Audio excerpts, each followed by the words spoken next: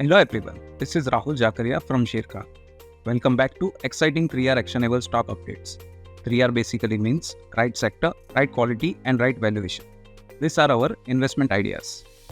Today we have an update on Punjab National Bank. Our analyst maintains buy rating on Punjab National Bank with a price target of Rs 140. PNB's return ratio have been still lower versus its peers due to higher provisions and high operational cost, but it is likely to improve year on.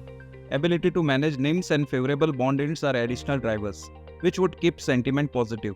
It is also well placed to grow the book without worrying about deposit growth in a tight liquidity environment led by comfortable credit deposit ratio and excess liquidity.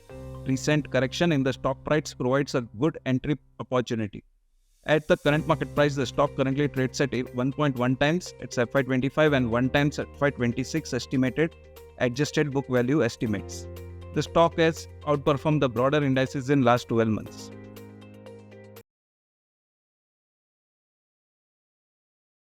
Investment in securities market are subject to market risks. Read all the related documents carefully before investing.